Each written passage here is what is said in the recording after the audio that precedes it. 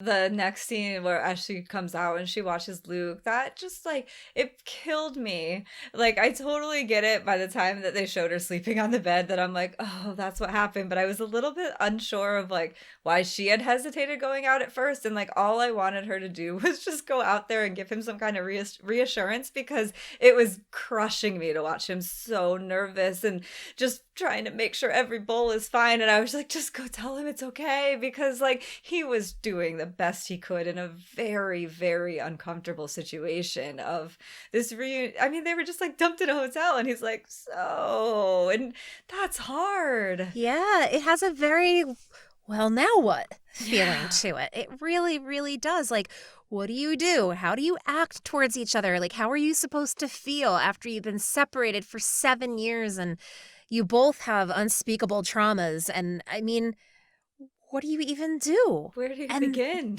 exactly. And like, so when she closes that door and lays down and sleeps, I know she needed that, but I felt so bad for Luke because the poor bastard is waiting for her again, but he just has to wait for her a little bit longer. Well, because at first they didn't show her sleeping, so they just showed her sitting, and I just wasn't sure what she was doing still. So what killed me was when they showed him sitting by himself, and I was like, Yes. oh no, she won't come out. But then they showed her sleeping, and I was like, oh, I get that. That's fine. Yeah. And he did too, it seemed like, but sorry to cut you off, Roxy. No. I'm enthusiastically agreeing with you on that because like when like she closed the door and sits on the bed and then they cut to Luke waiting at the table. Like I had the exact same reaction as you, Marjorie. I was like, oh no, I was like, poor baby Luke.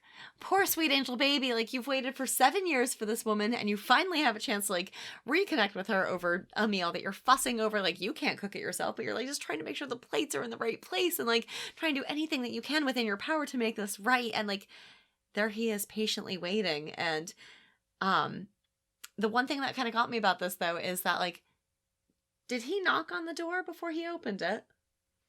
I don't know if he did. I don't remember. I'm not sure. That's a really good point. I think that he gave a quick knock and then automatically opened it. And Gilead has elsewhere. Mm-hmm.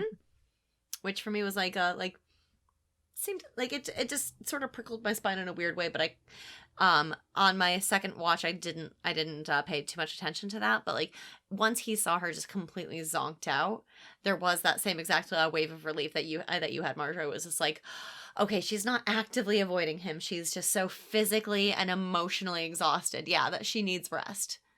And like, can you imagine that same wave of relief going over Luke? Right, you could see it as he because I felt it.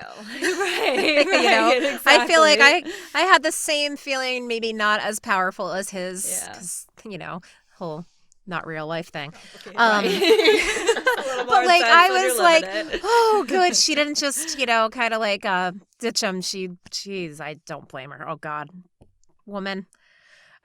She probably like put that robe on and was like, oh God, I can't even entertain the thought of fucking food right now. Like, don't take it personal. Like, because that would ultimately be an awkward meal, to sit down right at that moment. That wasn't the time for this to happen. Yeah. No, of course. I thought that maybe when she saw him trying to make everything perfect and then she went and sat on the bed, I feel like maybe her watching him do that gave her just that little bit of security that this was safe and she could just sleep and she could let her guard down and she didn't even need to explain what she was doing. She can just put her head down and sleep because she knows the rest is going to be okay. If he's out there making sure the bowl's in the right place, then he can handle the rest of the details too.